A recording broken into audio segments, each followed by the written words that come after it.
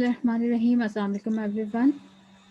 I'm Diha Slim and today I shall explain to you the second type of delocalized bonding, which is double bond or a triple bond in conjugation with the p orbital. In my former video, I have already discussed about double bond or a triple bond in conjugation with another double or triple bond. So in this video, I shall describe to you the following key points, including introduction, examples like allylic cations, allylic anions, and allylic free radicals. And the last one is their stability. So इस type में जो कि हमारे पास है double और triple bond in conjugation with p orbital, इस case में हमारे पास जो p ऑर्बिटल है जिसकी कॉन्जुगेशन है डबल या ट्रिपल बॉन्ड के साथ, वो p ऑर्बिटल हमारे पास एम्प्टी भी हो सकता है, वो p ऑर्बिटल हमारे पास कम्प्लीटली फिल्ड भी हो सकता है, वो p ऑर्बिटल हमारे पास हाफ फिल्ड भी हो सकता है। इस p ऑर्बिटल की नेचर की बेसिस पे हम जो एलिलिक स्पीशी हैं उनको कैटेगराइज करते हैं या उनको क्लासिफाई करते हैं 3 टाइप्स में, जो कि आपके पास है allylic cations, allylic anions and allylic free radicals. इसमें से जो हमारे पास है एलिलिक केटाइंस, सबसे पहले हम उसको डिस्कस करने लगे हैं।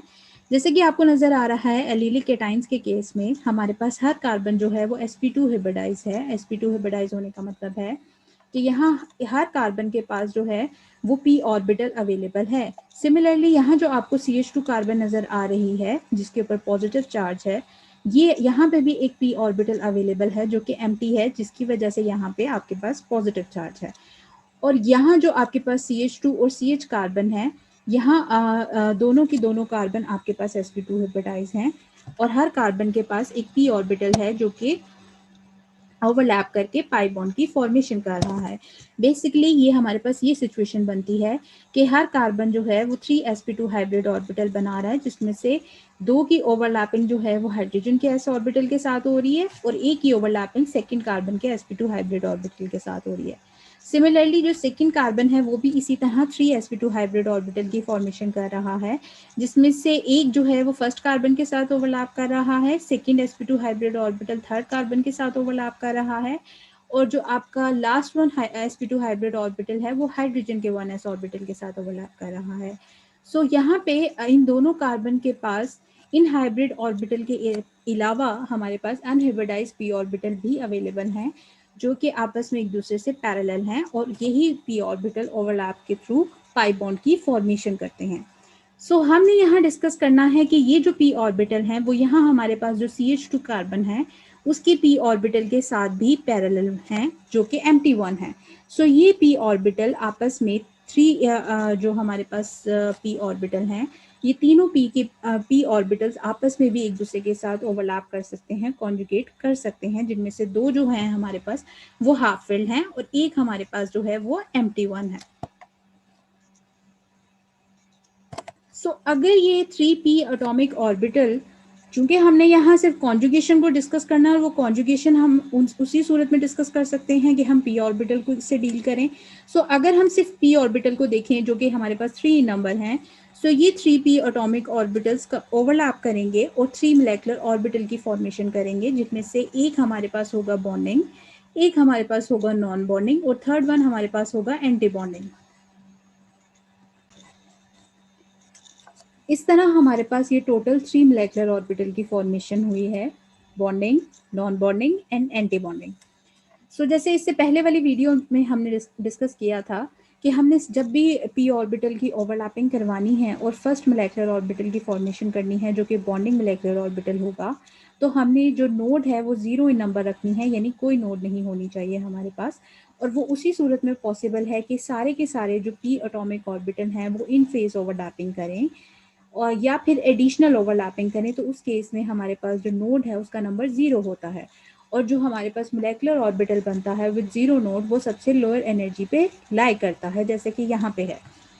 नेक्स्ट हमारे पास आ जाता है non bonding molecular orbital. Non bonding के केस में जो आपकी सेंट्रल कार्बन है वो इटसेल्फ एक्ट करती है एज अ नोड, जिसकी वजह से बाकी जो 2 टर्मिनल आप कह सकते हैं p एटॉमिक ऑर्बिटल हैं वो आपस में ओवरलैप नहीं कर सकते, जिसकी वजह से इस नॉन बॉन्डिंग मोलेकुलर ऑर्बिटल की एनर्जी ऑलमोस्ट इक्वल होती है with the pure atomic orbitals.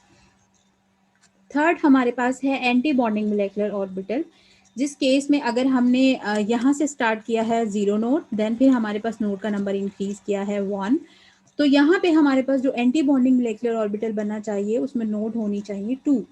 सो वो उसी सूरत में पॉसिबल है कि ये तीन जो हमारे पास पी एटॉमिक ऑर्बिटल हैं ये सारे आपस में एक दूसरे के साथ आउट ऑफ फेज ओवरलैपिंग करें।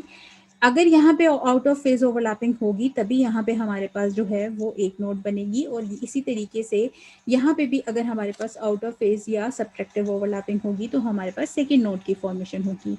इसी को हम इस फॉर्म में भी लिख सकते हैं, सिंगल नोड एंड यहाँ पे हमारे पास 2 नोड्स की फॉर्मेशन है, और यहाँ पे हमारे पास जो आपके पी ऑर्बिटल हैं वो सारे आपस में इन फेज ओवरलैपिंग कर रहे हैं और कॉन्जुगेशन एक्सटेंड हो रही है जो कि 0 नोड के साथ है। सो जैसे मैंने पहले कहा कि यहाँ पे एलिलिक केटाइन के केस में जो आपके पास 2 पी ऑर्बिटल हैं वो हाफ फिल्ड हैं, यानी उनमें सिंगल सिंगल इलेक्ट्रॉन प्रेजेंट है, जबकि एक जो हमारा पी ऑर्बिटल है वो एम्प्टी है। तो यहाँ टोटल इलेक्ट्रॉन का नंबर है 2। वो इलेक्ट्रॉन्स अगर हम फिल करें इन मोलेकुलर ऑर्बिटल में, सो वो सारे के सारे इलेक्ट्रॉन जो 2 इन नंबर हैं वो कहाँ चले जाएंगे, बॉन्डिंग मोलेकुलर ऑर्बिटल में या आपके होमो में चले जाएंगे, जो कि आपका है हाईएस्ट ऑक्यूपाइड मोलेकुलर ऑर्बिटल, और आपका जो ल्यूमो है वो एम्प्टी रहेगा, यानी आपका एंटी बॉन्डिंग मोलेकुलर ऑर्बिटल है वो एम्प्टी रहेगा इस केस में। सो ये पी ऑर्बिटल, ये जो एम्प्टी पी ऑर्बिटल है, इसकी कॉन्जुगेशन इस अनसैचुरेटेड सिस्टम के साथ इस एलिलिक केटाइन की स्टेबिलिटी को एनहांस कर रही है। रीज़न क्या है कि उसका जो पॉजिटिव चार्ज है वो डीलोकलाइज हो रहा है, या वो पॉजिटिव चार्ज स्प्रेड कर रहा है ओवर द एंटायर मॉलिक्यूल। सो अगर हम इस डीलोकलाइजेशन को रिप्रेजेंट करना चाहें तो बेसिकली हो क्या रहा है कि हमारा ये जो पाई सिस्टम है या हमारा जो पाई इलेक्ट्रॉन्स हैं वो बेसिकली डीलोकलाइज कर रहे हैं इस पी ऑर्बिटल के साथ, और हमारे जो रेजोनेंस हाइब्रिड है उसकी स्टेबिलिटी को इंक्रीज कर रहे हैं। सो यहाँ पे ये हमारे पास कैनोनिकल फॉर्म्स हैं और ये हमारा रेजोनेंस हाइब्रिड है जो कि जिसको ये दोनों की दोनों कैनोनिकल फॉर्म कंट्रीब्यूट कर रही हैं और उसकी स्टेबिलिटी को एनहांस कर रही हैं।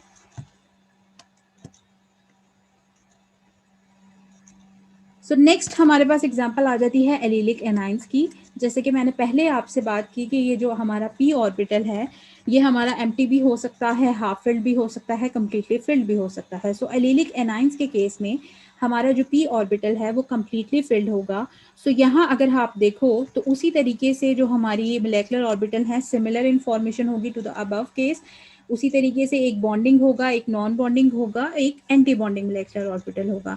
लेकिन यहाँ पे जब हम इलेक्ट्रॉन्स की फिलिंग करेंगे तो इलेक्ट्रॉन्स अब इस केस में हमारे पास 4 हो गए हैं टोटल, क्योंकि एक सिंगल सिंगल इलेक्ट्रॉन यहाँ पी ऑर्बिटल में ऑलरेडी प्रेजेंट थे और यहाँ पे 2 इलेक्ट्रॉन्स इस पी ऑर्बिटल में भी प्रेजेंट है। टोटल हमारे पास यहाँ पे इनका नंबर है 4। सो अगर जब हम इनकी फिलिंग करेंगे तो हमारे जो 2 इलेक्ट्रॉन्स हैं वो बॉन्डिंग मोलेकुलर ऑर्बिटल में चले जाएंगे और रिमेनिंग 2 इलेक्ट्रॉन्स हमारे नॉन बॉन्डिंग मोलेकुलर ऑर्बिटल में चले जाएंगे।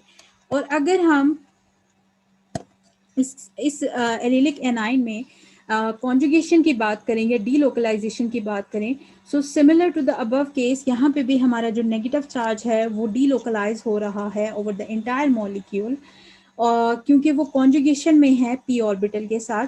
सो यहाँ जो पी ऑर्बिटल है जिसमें ये दोनों इलेक्ट्रॉन प्रेजेंट हैं वो बेसिकली यहाँ जो आपका अनसैचुरेटेड सिस्टम है या आपके अनसैचुरेटेड सिस्टम के पी इलेक्ट्रॉन्स हैं या पी ऑर्बिटल्स हैं या पाई इलेक्ट्रॉन्स हैं उनके साथ कॉन्जुगेट करता है, और उसकी इसी कॉन्जुगेशन की वजह से उसकी जो स्टेबिलिटी है वो एनहांस कर जाती है।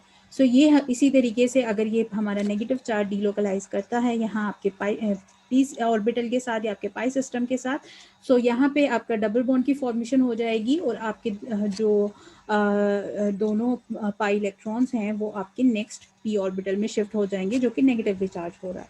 सो अल्टीमेटली आपका नेगेटिव चार्ज जो है वो स्प्रेड कर रहा है ओवर द इंटायर मॉलिक्यूल और इसी वजह से उसकी स्टेबिलिटी जो है वो एनहांस कर रही है। सो ये हमारा जो है वो रेजोनेंस हाइब्रिड है जो कि पार्शली नेगेटिवली चार्ज है क्योंकि नेगेटिव चार्ज की डीलोकलाइजेशन हो रही है।